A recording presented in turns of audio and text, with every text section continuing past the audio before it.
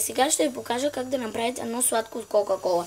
Първо трябва голяма или малка туба, фалшива или истинска Кока-кола. Оригинална има предвид, от тази дето е от 2,50, не 80 стотинки. Моята е от 80 стотинки, аз опитвам с нея и става. Пускате на силен, на слаб или силен огън и после както желаете и бъркате, чакате 15 минути и да се загрява 15 минути и след 25 минути вече става на сладко, обаче трябва да се загрява още. Ето го.